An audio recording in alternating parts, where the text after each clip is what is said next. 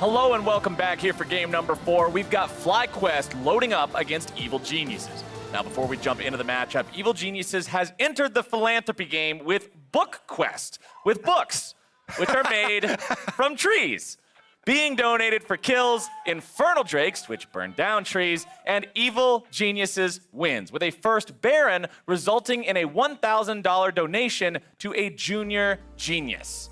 Now, despite a potentially promising week 1, these Evil Geniuses still haven't shown us the bite to back up the bark that they brought in the offseason. So they're trying to train up some new geniuses for the next generation. Yes. I like it. New big brains. Create more Evil Geniuses. We've actually created an arms race of contributing to charity. I like this. An arms race of world's preservation. These things don't seem like they go together, but they do. Nice. Well, on your screen there, Svenskeren, we got to talk a little bit about the difference 2019 versus 2020 so far for this guy.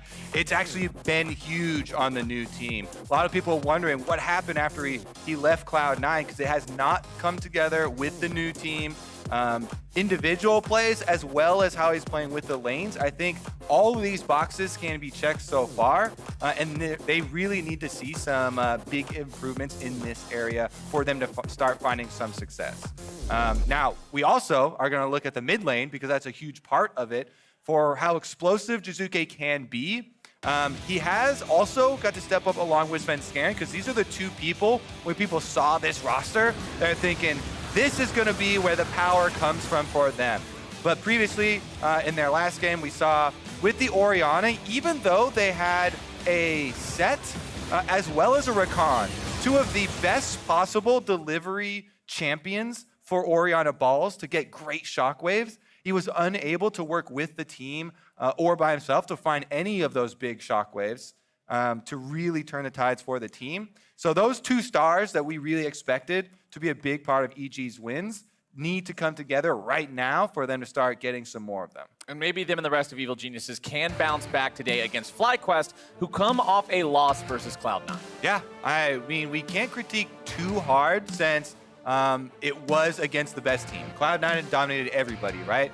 And FlyQuest have been looking very confident up until then. I did like a lot of their cohesion that we saw around Rift Herald as well, coordinating some of these team fights. So I think that they will be able to bounce back because last time they got a loss, they also came back with a big win afterwards. And we'll have to jump into Champion Select, get this one started. No Soraka to tilt you off the face of the earth. No Soraka to tilt you. No, I'm not gonna lie, man. I'm completely out of Akali ban jokes now. When you go 3 weeks in a row and you just never see the champion even a single time, it's like playing against her inner Shroud. Now, there was one. Okay, so we've got Rumble, Lucian, and Tahm Kench also banned out by these squads, and Set will be the final ban there. We've seen the boss causing a lot of trouble in the Rift here so far, but not today, as Viper will go ahead and pick up the Aphelios for WildTurtle. All right, Turtle with Aphelios, and if you're looking at his partner, IgNar pretty much exclusively plays engaged champions. So this has a very high likelihood of being another Aphelios kill lane rather than an Aphelios defense lane. It's going to be into the Xayah Rakan lovers duo, though, with Bang and Zeyzal. So that is still dangerous. Aphelios has to be very careful keeping track of feathers when he's playing against this lane because he has no dashes to dodge away from the pullback. If Bang ever gets some nice placement, that can set up kills very easily and very quickly. Speaking of setting up kills, why not grab something that can do that for you as well? Nautilus picked up here for FlyQuest, so it's 80 carry and support. First 2 picks for both sides. We almost always see that at the beginning of the draft here in patch 10.2, season 2020, season 10, whatever you want to call it. Let's see what FlyQuest wants to go with here. Often jungler, yep, there we go. Lee Sin picked up for FlyQuest. All right, they are drafting eerily similar to Cloud9, Captain Flowers. We just saw these champions. Excuse me, champions. Champion lanes. Champion lanes. Take a victory. We did see them in lane. Champion lane.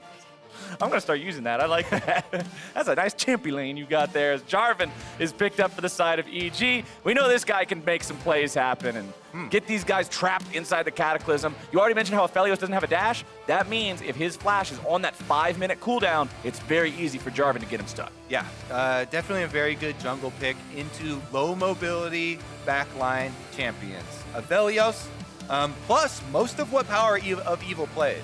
So them showing Aphelios and knowing that you're going against PowerOfEvil, this is a very good combination. Rakan and Jarvan is some of the quickest hard engage that you can actually draft. So they definitely will have the possibilities of looking for those explosive teamfights and pushing up the tempo.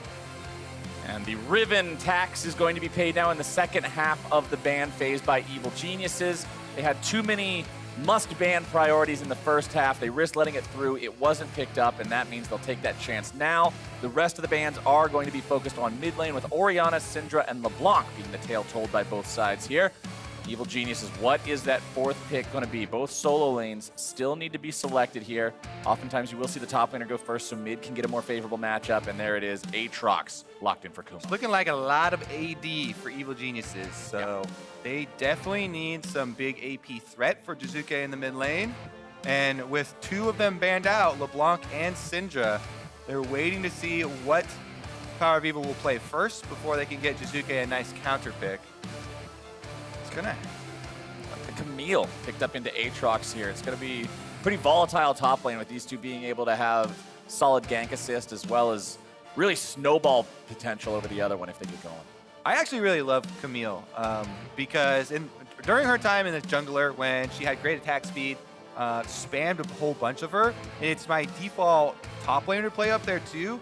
In my experience, I actually like the matchup into Aatrox because if you get any sort of lead in this lane, Camille is so good at affecting the rest of the map. All top laners complain about not being able to have an impact early on or later on, roaming around the rest of the map. Camille has some of the best pick of any top laner because of the range of her hook shot. So if you can get her to a Trinity Force, then you can definitely go kill people.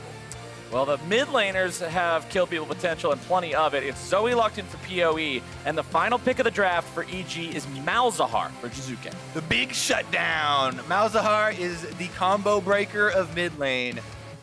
Definitely does his job well. The point and click is there. So this is actually a very simple lineup for EG. They have a really strong hard engage. They have the Malzahar, which is very safe and easy to execute mid lane champion. You have your passive shield to block Zoe harassment, and you can easily lock her down. If you ult her, by the way, when she R's forward, you do get your ult, but she will snap back to the original location, but you still get to lock her down. You still suppress her and keep her in place long enough for the likes of a Rakan or a Jarvan to follow up on that. And if they're able to get the flank for Kumo, it definitely looks like a comp for Evil Geniuses to be able to execute on here and lock down those kills. Meanwhile, FlyQuest, I say this one has a much higher barrier of execution. They can definitely find a lot of kills themselves, but they're going to have to work at it. Zoe has to create some action. Camille has to create some action. Their only real easy champion to set the others up with is, of course, the Nautilus, and that would require IgNar roaming around.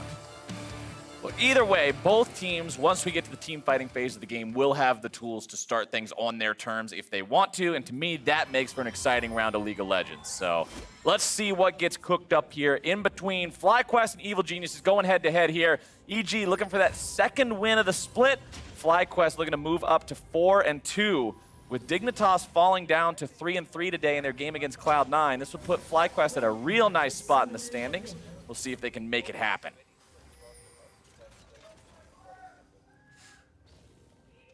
Lines of scrimmage being drawn. Doesn't look like too much is going to happen here at level 1. Nobody's super interested in trying to invade early on, get down any super deep wards just yet. Just got to look the other guy in the eyes. Let him know you mean business. Everybody playing it very safe. We did have the early ward come out too from the trinket swap. This is super common, especially for junglers, because you do want your sweeper to go make sure that your first gank is not seen. But you also get to put down this ward and then go recall, swap over to the sweeper. We pretty much mentioned this 80% of the time that it happens, but it's become super common, and they will have a little bit of a defense here for Svenskeren to see if anybody's coming for a late invade, make sure that Jarvan will get red uncontested. I also like the mirror ward, though. That one's a bit more interesting from FlyQuest, and that is because Jarvan is renowned as a good red buff ganker. You only need level 2 on red the into champion. a lane. Yeah, EQ is all you need. You can EQ flash even with red buff. It's very, very scary, so that's why really early defensive wards on the side of FlyQuest, trying to make sure that they don't become the victims of a level 2 early pressure from Jarvan. You can see Svenskeren decides to go into the bottom half of his own jungle. He knows he can't walk through there because that ward is down. PowerOfEvil also playing to the left side of the lane because he knows that Svenskeren would have to walk through there to gank him, so he's plenty comfortable. Santorin going to be going red to blue now as well, and because they both started on the same buff, they are on opposite ends of the map. I'll be interested to see if this leads to either of them being able to make a play to get that side of the map ahead. Right now, Kumo is the one without priority in the top side, so it will be pretty hard for Santorin to make a gank happen onto him underneath the turret. And bottom does look a little bit closer to the middle of the lane, but yeah, can Svenskeren pull it off? Svenskeren is down there. It's done a top to bottom clear. This is the quickest double buff plus Gromp. You get your level 3 instantly, and FlyQuest doing a good job not taking the bait quite yet. Zeyzal goes for the knock-up, flash away from WildTurtle, but the damage comes down onto IgNar. He flashes away, but loses most of his health in the process, and that's a double flash and a very nice trade going the way of Evil Genius. As soon as the enemy jungler shows, Santorin knows that he can go in on the top side. Kumo is going to be hard to dive, though. They haven't harassed him down, so I think it will just be the Krug steal. A bit difficult to go after a top laner level 3 that still has flash, and especially an Aatrox that can actually create some extra problems with his own Umbral Dash as well as Q mini knockups. The Infernal Chains as well, if you're not able to get out in time, those are going to yoink you right back into the turret. Make sure you seal your fate.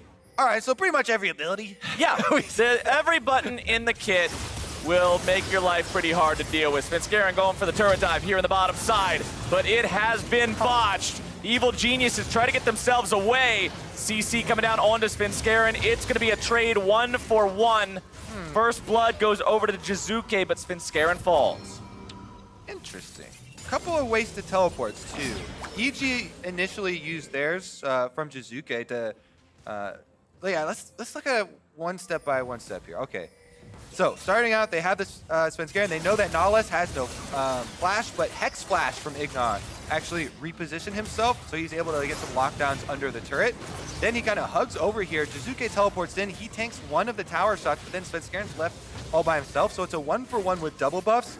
The teleport from Viper was really perplexing, though, because they didn't need anyone else to secure that kill on Svenskeren. He was well alone under the tower, with Turtle healthy enough to stay there and finish it off. So he'll be a bit sad that he doesn't have that to get back to lane. And now there will be a top difference in teleports. Kumo uses the opportunity to push in and walk back to lane.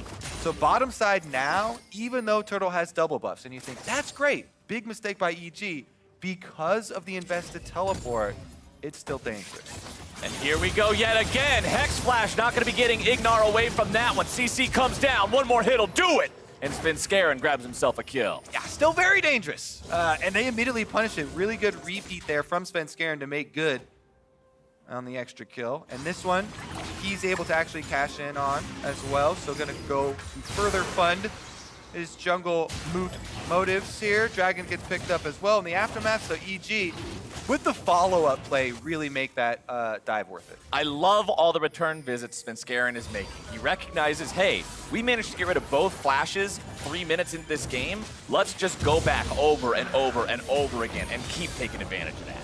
And they're attacking a very big part of the identity of FlyQuest. I've been continually checking in on IgNar's dual proximity, and this is the percentage of time, pre-15 minutes, that he spends with his AD carry. I'll put a hold on the stats talk while we see another bot lane focus gank here from EG. It never ends. Flash into the ultimate comes down from Jiizuke, and Turtle is an endangered species here in this bottom lane. That's his first death of the game, but IgNar can do nothing but try to escape and save his own hide. It is a 3-1 game for the Geniuses. All right, bottom lane focus, Captain Flowers. That's the name of the game, my friend. An intense focus is really paying off for EG. They get another kill this time around. Jiizuke able to get there. He has Ghost as well with the spellbook, so he could, if he wanted to, Ghost back the lane. But most of the minions are dying to the turret now, so he's going to hold on to it for a bit longer. PoE takes the opportunity to get a small roam up the top side, but nothing really achieved for FlyQuest. FlyQuest now have to find some way to get themselves back into this one. It's been EG making moves, making returns all the time back to the bottom lane. And Santorin on this Lee Sin, we want to see him get that Dragon's Rage up and running, get involved in one of these lanes. And guess what, Flowers? What? They still have not used Kumo's teleport. So there could be another visitor to the bottom lane if they wanted to throw another one and perma-tilt Turtle down there, just continually camping bottom side for EG. Kumo right now pushing up the lane, still has teleport advantage, and he's getting some AoE down on this wave as well. That lane seemed to be going well for Viper early on. Kumo was underneath the turret, Viper had the priority, but that unnecessary teleport at level 4 that you mentioned really just seemed to make things easier here in the top side for Kumo's Aatrox. Looking back at bottom lane, Bang level 5, Zeyzal level 4 versus the reversed levels on the side of FlyQuest. It's IgNar who's got more EXP. Santorin's waiting for a counter gank here, camping around. They get the grab at some root. Zeyzal, good job there. Bang walks away, and Zeyzal uses the fact that he has extra range when dashing specifically to Xayah as Rakan to get to safety and make it so they weren't next to each other for the CC. And remember, FlyQuest have to be very careful when trying to pull off a play around bottom lane right now because the possibility that Kumo comes in. If they overchase that, if they tried to go for the Rakan and force it, then they would get a teleport behind them with Kumo and they'd be committed to the play, which would be very dangerous. So even though they do set it up, I think it's good that they call that off very quickly and they don't pursue the Rakan any further. Roam number 2. Worth pointing out, Svenskeren is halfway to level 6 and his ulti. Santorin is 95% of the way there. He needs to just be around 2 minions dying and he'll manage to get the kick. Whether or not that'll play into the next fight, we will see. As EG continues just keeping the pressure applied here in the bottom side. Level 6 available for Bang Xayah means that extra get out of jail free card, even if FlyQuest tries to make a play down here, and that'll only serve to deter that aggression even further. Whoop. Infernal Chains pulls him back. The trade's a little bit less effective than he would like because of the fact that the Camille shield just came up, but still, good trade coming out from Kumo. Yep, stacks that one up. Conquer proccing at the end as well. Looks like Rift Herald is started by Svenskeren with a control ward. And since he did just get that good trade on top side, Viper's actually more worried about a possible dive, so that's why he went back around the tri-brush. And it is going to be a Rift Herald picked up very easily for EG. They recalled the bottom lane. They're the ones there first. It's nice and secured, but IgNar throws out the ulti. Gonna follow it up now with the dredge line. Damage coming through. Svenskeren is destroyed, and FlyQuest may have found themselves a fight. Kumo's chasing Viper off to the side, but now he's alone behind enemy lines. Viper hanging around long enough to maybe provide some support CC if necessary. Santorin over the wall. Good ward hop over here. Kumo still trying to walk away, but there's a turret waiting on him. And there are 5 members of FlyQuest ready and raring to go, thirsty for blood. And they'll get it. All right, they got the Rift Herald, but at what cost? EG are going to drop several kills, which bring FlyQuest right back into this game. They're really happy to get that. 2 of them going to Aphelios, which is right where they want their money. And look at this engage. Good bubble lands to start off. IgNar then is able to get the snipe onto Svenskeren, and taking someone out that quickly, they get to chase him off and separate the team fight. Viper's ultimate with Camille follows Kumo, and they force him into enemy territory. That Jarvan was still level 5. His repeated investment into the bottom lane got his team ahead, but he's a bit behind the curve. They did answer really quickly. I believe during the replay, the Rift Herald was used. because I don't see it on anyone's inventory, and there's only one turret plate left on that mid lane, so I'm pretty sure they just chunked out the mid lane and took Dragon in the aftermath here from EG. Good response from them. Nice retaliation leads into a 2-0 Drake lead for the side of Evil Geniuses. Another Infernal Soul going to be taking its place on Summoner's Rift here. We'll see if Evil Geniuses can maintain control over those neutral objectives as the game marches forward. 11 minutes in, it's only an 800 gold advantage for them. Still 3 more minutes to work towards those plates. Santorin walks towards that brush. Svenskeren was waiting on him, but he's not going to go any closer just yet. PowerOfEvil hanging out behind him, has an exhaust ready that he picked up from the minions.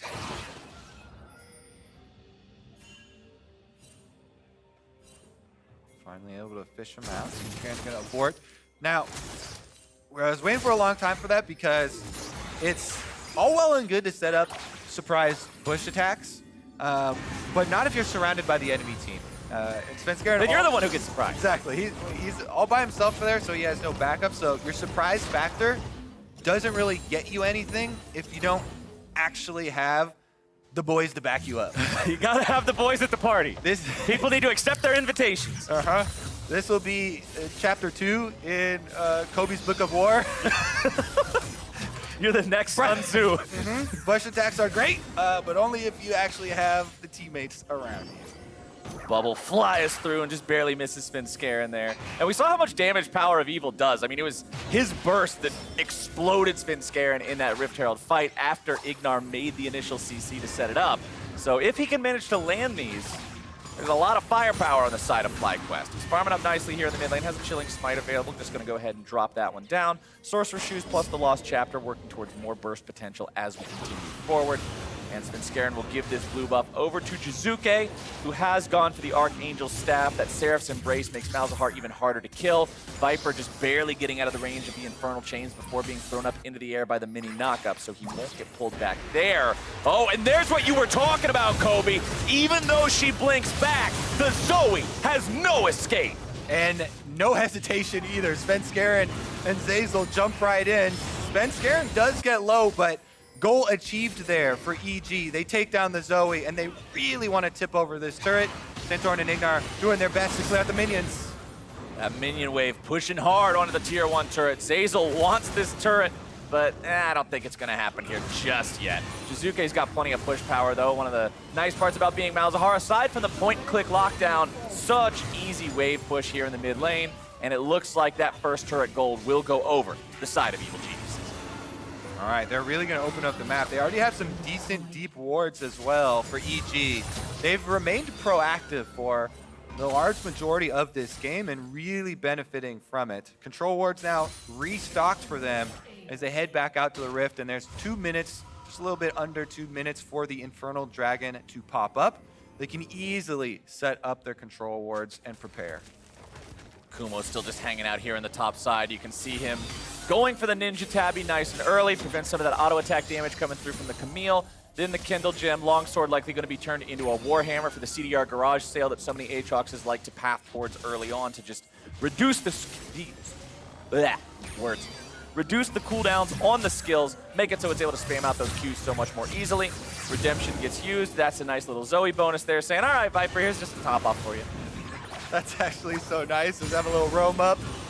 Redemption heal from PowerOfEvil trying to help out his lane since he's got no mid turret left and he has to kind of give priority over to Jiizuke. This is how it changes the whole game when you get mid turret. The mid priority is so easy for EG now. They push in and get to roam. As you can see, PowerOfEvil had to receive that wave, so Jiizuke constantly gets in mid, then goes down to their control wards behind Dragon there. And they're just waiting for this Infernal to arrive. And I love the fact that they're doing it this early. They're not waiting to get these wards down 30 seconds before it spawns. They've already been here a minute and 15 ahead of time. IgNar walking away now. EG not quite able to find the setup to grab a pick. but they're just chasing FlyQuest away. They're giving Bang the opportunity to make some sort of a move here. Moonlight Visual gonna find the lockdown onto 3. Vipers made a teleport into the fight behind the members of Evil Geniuses. Jiizuke goes drowsy, he has to flash out. Hextech Ultimatum comes in, but the counterattack is down, and Svenskeren's got the kill. Kumo's on the front line, wings spread wide, but he's not able to chase after anyone. It is a 1-for-0 EG, and the power of the Malzahar punish shows its face yet again. All right, let's see. They did use every single ultimate on the side of EG to get that kill, and Infernal Dragon's coming up. The only thing that FlyQuest still have over them is Santorin's got a Dragon Rage. Can he go for a steal? It's a 4v5. Oh, let's see it. Infernal Drake below half. PowerOfEvil jumping in. Nice chunk damage on to Bang. Svenskeren still trying to maintain control over the pit. It's going to be stolen. Wonderfully done by Santorin's Lee Sin. IgNar pays the price, and PowerOfEvil is now stuck on the other side of the wall. He flashes away. He stays alive. You trade your support for a Drake, and you can make those trades when Santorin comes up clutch. FlyQuest with some fancy moves to make that steal happen. On the top side of your screen, PowerOfEvil and IgNar forcing the engage, getting the poke damage down, and luring the rest of EG away from the dragon. So that buys an opening for Santorin to get in on the last second of his Sonic Wave here for Lee Sin. So take a look at it. The Aphelios turret is DPSing the dragon, getting it low, and continuing this fight. On the bottom side of your screen, Santorin barely gets in there, is able to smite it away, and then flashes to the wall and ward hops over as Zeyzal was coming over to lock him down and punish it for him. So they get the steal. It does come at the cost of the life of IgNar, but that is something that they will pay in order to get that Infernal Drake for themselves. Put a stop to the soul stacking here for EG, not letting them get to that soul point. And of course, getting yourself a small attack damage and ability power bonus to boot. This graph on the screen is a tale of 2 mid laners for these teams right now. The fights are being decided by the power coming from PowerOfEvil and Jiizuke. Jiizuke having used the Summoner Spellbook now to swap out his flash that is on cooldown for the barrier in case they decide to make another move onto him. Has Leandri's Torment completed now as well for the extra burn combined. It's the old World of Warcraft video, dots on dots on dots. He's got some dots, he's gonna put more dots, except he never actually stops them. He'll just continue stacking as the game continues.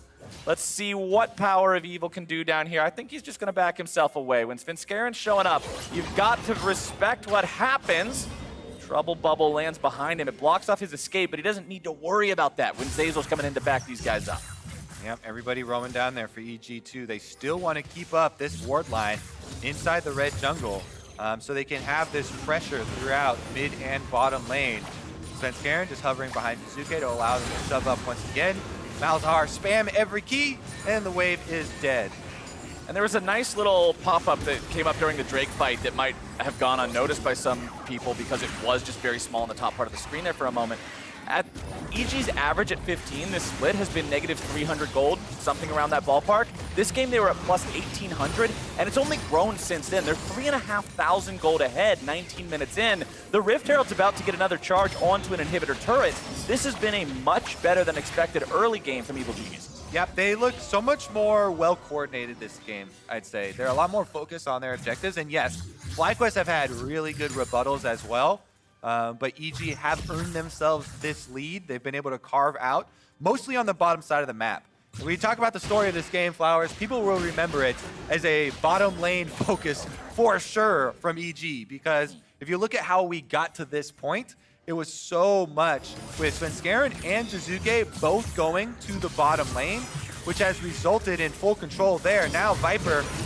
Oh, this is going to turn into a full-blown 2v2. Svenskeren's going to trap him in the Cataclysm. Kumo's waiting for the Q to come back up and be ready to go. And there it is, the reinforcements. Jiizuke's TP brings in that Malzahar ulti, and that gets him a kill. IgNar also finds himself caught out of position by the bottom lane duo of EG, and he falls as well. 2 for 0 for Evil Geniuses. More coordination here from EG, just grouping up around Kumo, trying to defend him for the fight. And guess what the rewards will be?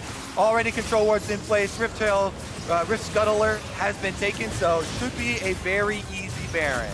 Is this the earliest Baron of the split so far? Because with the removal of the old Mountain Drake from Season 9 that gave you bonus damage to objectives, Barons feel later on average in Season 10, but this one was taken on spawn by EG because of the fortunate circumstance. Yeah, a really fortunate timing there as they get the kills on top side. Oh, we're already here by the Baron. Guess we should just do Might that. as well.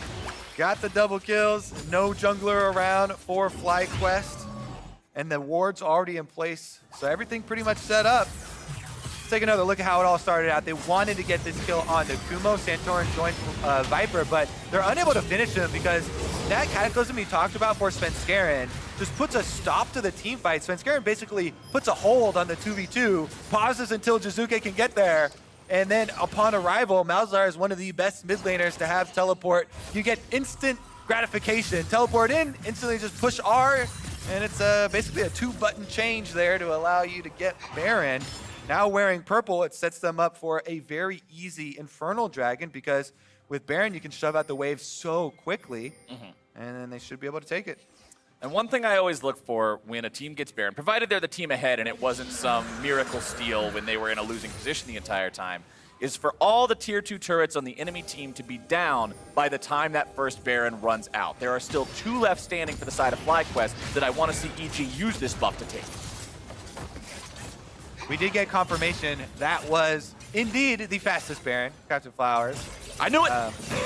So I knew it all along! EG hold the time to beat in the Baron race. 20 minutes, 17 seconds is indeed a super speedy one, as they will be pressuring onto those tier 2 turrets I was talking about. Mid lane tier 2 still standing, has about 1/3 of its HP remaining. Bang and Zeyzal will be applying the pressure, enchanting the minion with the Baron buff. Jiizuke is pushing in the top side. Kumo finds himself in a 1v2 bottom lane, and this is the signal for the rest of EG to make moves elsewhere. Kumo will fall. Bang and Zeyzal don't have any more minions to push with in mid. Top, though, has a plenty big enough wave for Jiizuke and Svenskeren to take down that tier 2. Let's see if they get some more recalls here because Viper's actually staying bottom, so they're going to defend the second tower push here from EG and keep Viper pushing so that FlyQuest can try and get some gold back for themselves because EG still get 2 turrets out of that Baron, even though FlyQuest are able to pick off Kumo. And I don't think he can actually finish it. They've just finished up too quickly on that mid lane and threatening to rotate over. So FlyQuest still yet to take a turret, but they do get some gold back for themselves, picking off Kumo. And while they didn't get the turret, if you're looking on the bright side of life, they also didn't have their base cracked open yet. They survived the Baron, they didn't lose any inhibitor turrets, especially considering they had one damaged by Shelly earlier on. That's a concern that you can have, but the base stands strong, so it's not complete panic just yet, but a 7,500 gold deficit 23 minutes in is still a cause for quite a lot of concern. And especially that, considering the state of the map right now with the team comp that they drafted. We talked about in Champ Select where FlyQuest have a more difficult team comp to pull off. They need to spread the map, they have Camille split push, and they have Zoe looking for picks. But since they haven't taken any outer towers, it's really difficult for them to gain control of Summoner's Rift. EG have a very easy comp to accomplish here. They have guaranteed engage basically Press with R. Rakan, Jarvan, and Malzahar. Exactly. Very easy, just group up, force it on FlyQuest, and it's up to FlyQuest to make some sort of creative response here with their champions to blow somebody up. You can see they're trying to continue with the split push right now. Topside Viper on Camille. It's basically your only option. Try and get that tower and hope that the rest of your team can clear enough minions to hold EG off. That bottom side inhibitor turret so close to falling over, and EG would love to just put it in the dirt. Viper still top, has a TP available to come in if EG ends up in a really bad spot. Pushing strong with 4 members. Kumo trying to rotate over from the mid lane now. He has TP too, but doesn't really want to use it from that distance. PowerOfEvil looking for some damage onto Zeyzal, won't quite find it. And for FlyQuest, my focus was all on the minions. They do a really good job wave clearing there. I think that was the last few shots of Turtle's flamethrower, and they were able to clear out and save the bottom turret, while Viper did get some gold with the top tower. Ooh, nice follow-up there from Kumo, going after Viper. Infernal Chains immediately followed up with a combo, coming out from the Qs. Q2 and Q3 hit. Viper goes over the wall. The Camille, so agile, so mobile, but is it enough?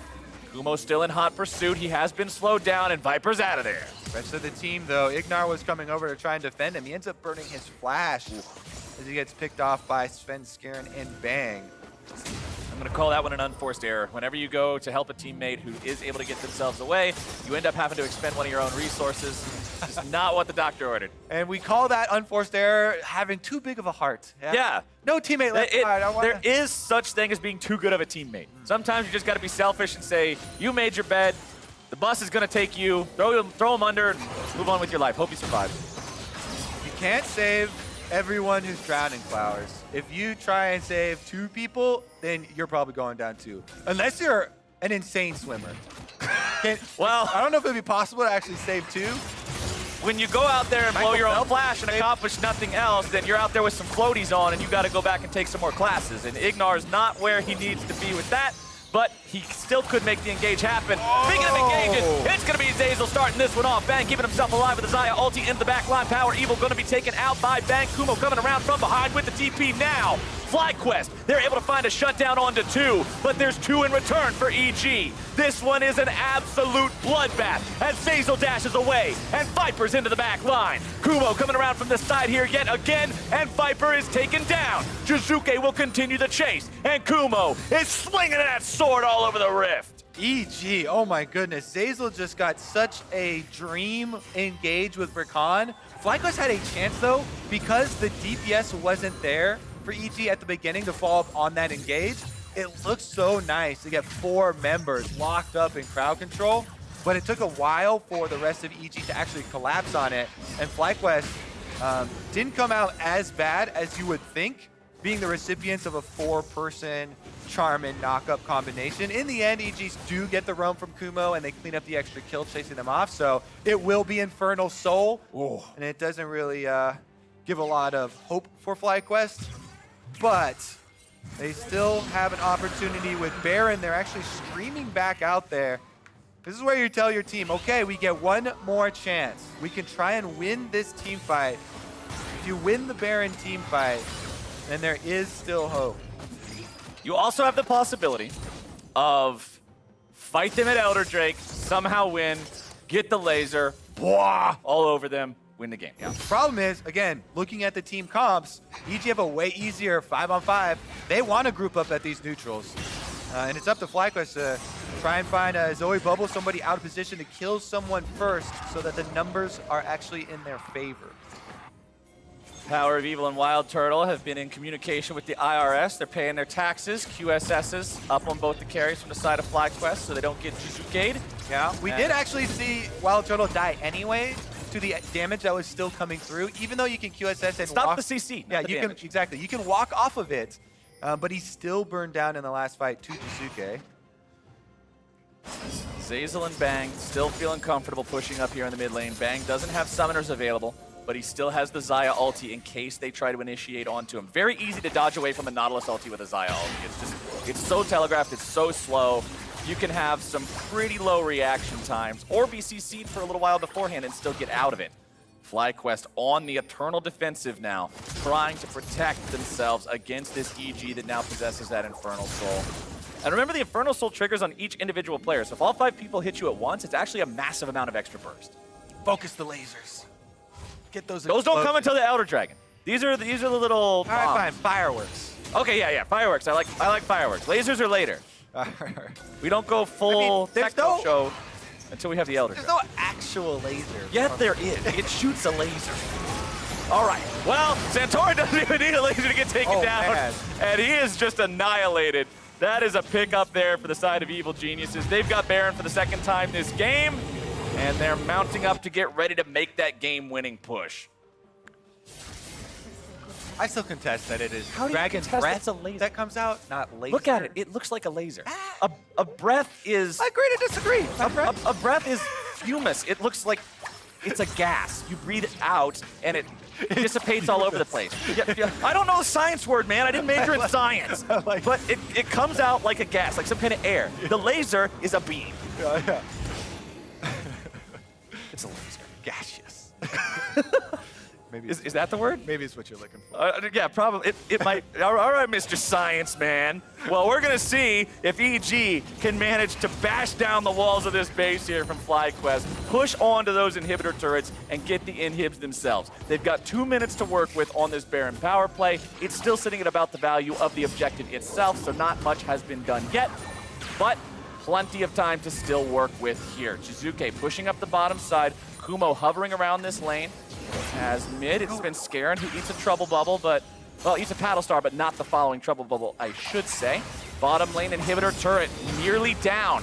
Jiizuke just standing by, enchanting that cannon minion, allowing it to do the chip damage that takes the turret out. Mid lane turret also going to go down now. Svenskeren in some trouble, going to be locked down, rooted up. Stoneplate is out. Drowsy coming down now on the other members of EG. FlyQuest in full retreat. Santorin's going to explode, and Turtle, the feathers fly, and he is gone. PowerOfEvil will join him. Everybody but Viper's coming along too, and evil geniuses in one swift strike will take down FlyQuest. It's all over, but the theatrics of actually knocking over the turrets and getting on to the Nexus, and that is Evil Genius's second win of the split.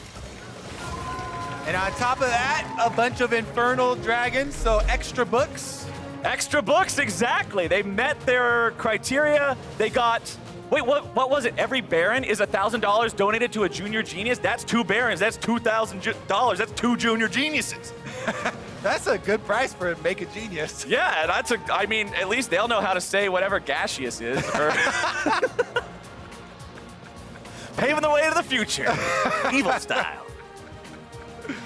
Oh, definitely happy for EG to get that win. They needed to start their climb up because this was a roster a lot of people were looking at to really contest into the upper echelons of the LCS.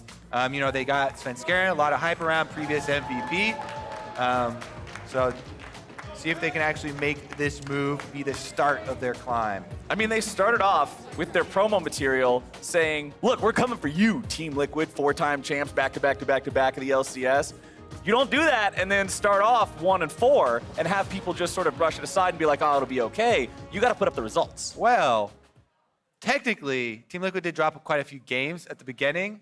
But they don't have their full roster. And so they lost a couple. I'm just saying, if you're going after them and they went 2-2, then maybe, oh, yeah, we can.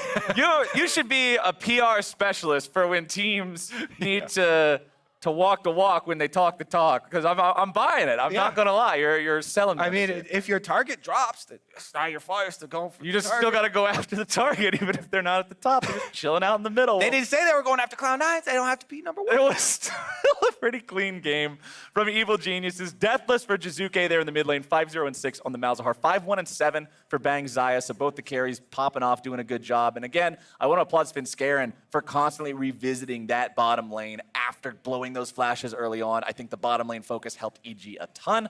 Got them rolling and got them to where they could take over the game like they did. For more on the win, Pastry is standing by for an interview with the most evil of junglers. Take it away. Thank you very much, Captain Floss. Yes, I'm here with Svenskeren.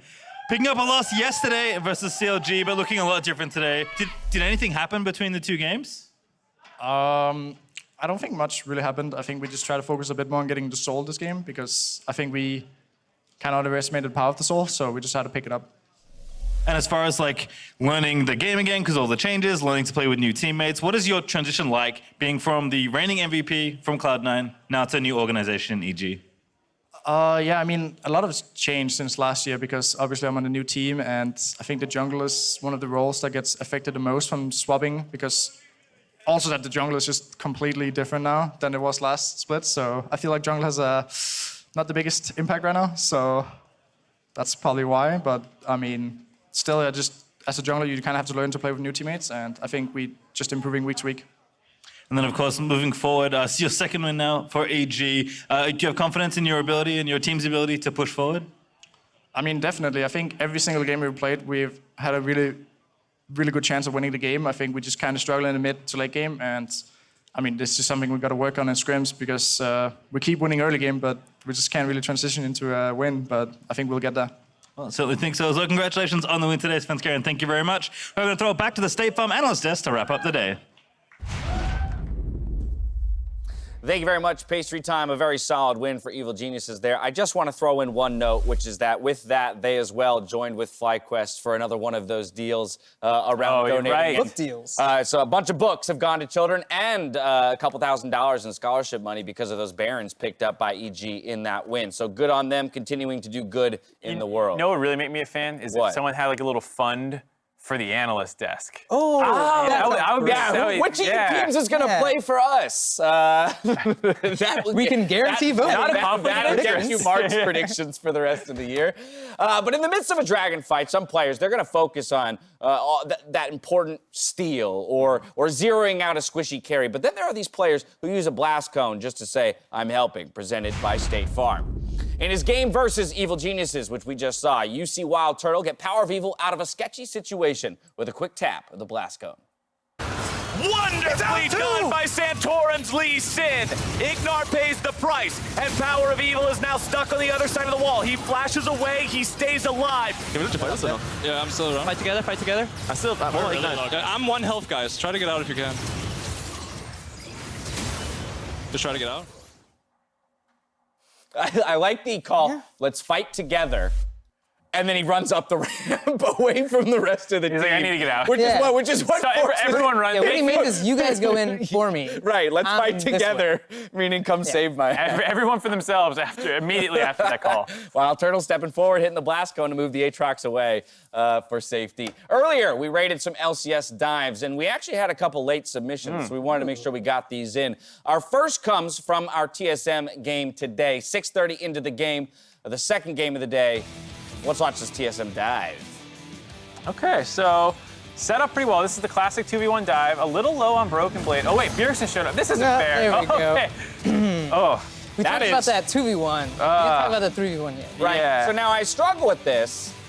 I don't know the difficult. I was going to say, because if we go by standard diving rules, it demands that we dictate a difficulty for the dive as well as an execution score. And the difficulty of the dive would technically dictate the highest value that you can get. So I'm going to give it a 7. I'm gonna be an 8. Don't you dare put that 3 up. I'm giving that a 3. What the heck, man? I'm gonna say. Your scoring makes no sense. right. I'm so bad. All right, well, you guys wanna Frawley's approach listen? to this? Yeah, sure. You want to yeah. listen? Put those down. Okay. And the 3 will. Enlighten me. Listening. All right. Enlightening time. All right.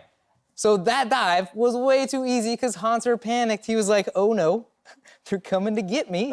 I better go into this corner. And it's like, no, get out of there. Closer, get your ass to the tower and come help your buddy out. Okay. Don't get in that little So pocket. here's the difficult part of the dive. From my understanding of the Kiana versus Aatrox matchup, it should be somewhat difficult for the Kiana to get the push and the kind of advantage to set that dive up. The hard part of that was actually the laning phase for the first 5 levels, I would think, from what I know, but maybe I'm wrong. We're not rating the laning phase. This is dive. Dive Actually, phase. I do have to side with Frawley on What that is the one. laning phase? I will say, though, Get out of here. our scores speak to the cleanliness of that execution. That is exactly did it what right. you want to see done They did in it the right. game. You used... Not impressed. They wasted a minimal amount of time. That's Sometimes- part of it, too. They pulled the trigger immediately. Sometimes you see people, like, say you take a whole minute. You know, and sometimes- Wait, where's that replay? Sometimes it's- Where's that get that replay up. Sometimes- How long was Gragas behind that turret? I'm pretty sure it was a couple minutes. Really? It was really long. A couple minutes? He was there. It was like 30 seconds. He was 7 for 10. sometimes he got a the simple- s'mores. Had I known that this game was going to divide us so much on the desk, I I- don't know. We have one more. We've got one more dive we got to go through. We don't even need to see the justification. This one coming from our last game of the day, FlyQuest versus Oh, EG. no. Uh-oh. Mr. as soon as Con you miss the W, skill, Mr. you say, Now you're regretting giving the last one a 3 because you can't I could go lower. You can't go much lower, I though. could go lower. They went Mr. Con W, Miss J4 EQ.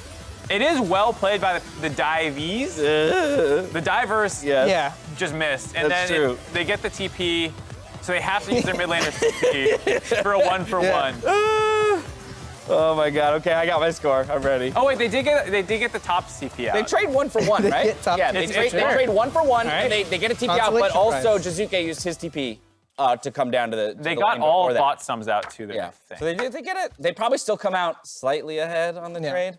All right, let's. I don't even. Want You don't to even what- know what I'm gonna I put up, don't actually. even want to know. All right, ready for the reveal?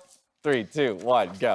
Ba-boom! Baboom. Wow, you are just... All right, these dives are scripted environments in the game. I know it's a player versus player, but when they have no flash and they're cornered under their turret, Right. they can't really outplay it. It's kind Okay. of on you to fail, so when That's you like fail, saying- you fail hard. That's like saying you should never mess up in DDR because it's scripted, and there's no way that a human could have an error in a scripted environment. Yeah. No, Get better. No, you Get still have to better. execute. Be perfect. I'm infuriated. That's what we want. Mark, why'd you give him a 4? I gave him a 4 because it was a relatively difficult dive. It wasn't a But they totally botched. It wasn't a disaster. Okay. They did get a kill. They Yep. did go up in sums overall. It was fine. And then it set them up. fine. It set them up for the reason it wasn't the best. You guys need to raise your expectations. Clearly. See some we good do. dives. All right, okay. They reganked it later for kills too, which they wouldn't have been able to do if they didn't end up going for that. I like So, how fiery this got, though. That's fun. All right, with the LCS games in the books, let's take a look at the standings. Checking back in, only one undefeated team remains. Cloud9, 6-0. TSM snagging second at 4-2. Heyo. A whole slew of teams have 3 wins in that win column, and then a few trading down there at the bottom. What do you got? Expected, unexpected? Your predictions today, they split 2-2 in what we all agreed felt like a pretty predetermined day in terms of favorites. We definitely called out that some of these games had the potential to go either way, but that the expectations of favorites were pretty clear. Yeah, so it was one of those where anything could have happened today. I think 2-2 is, I'm pretty happy coming away with that for today, because I was really nervous about some of those other games. Did you not just listen to Prowling? He said, raise the bar, Mark. Come Raise on, the bar. The expectations, I want better than 50-50. Well, I think it's also the standings are starting to get closer to preseason expectations for a lot of people. TL still not quite there, but TSM is now in second They have a good place. excuse now. C9 is in first place. So I think you're starting to see that be where it was. So I think most people had TL, C9, TSM for top 3. Well, I'm glad it's like C9 aren't limping into victories. They're like crushing. So Yeah, even if our sixth TL in was the team- first place or full strength, you know. Yeah, but I'm glad like our first place looks like a first place team. Yeah. It's not like everyone else is trash. It's like we got a good first place. What's also great is that through 5 games, no team is without a win as well. I think that is also, sometimes we're halfway into a split and there's still a winless team. So I think that, again, speaks to some degree of competitiveness here in the LCS. We return tomorrow with Monday Night League, where these 2 Yahoos will join the Tigers to break down Golden Guardians versus Team Liquid and CLG versus Immortals to close out the week. Taking a look at those matches again, Immortals picked up a solid win today.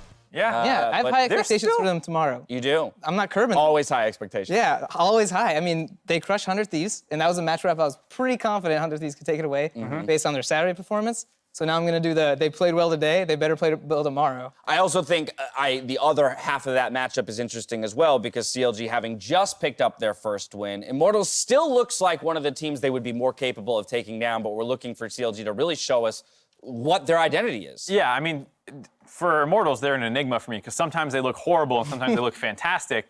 CLG finally put their first win together, so Soraka top, a baby. lot of it feels to me like, what kind of Immortal shows up? Yeah? The one that banned Soraka. Something might happen. That might happen. Might not. You got to find out tomorrow. If you need more league action, jump on over to the Academy stream, where the undefeated Dignitas Academy goes against TSM Academy. Now for myself, the Cash's entire live broadcast crew, thank you for watching. We'll see you on the Academy stream.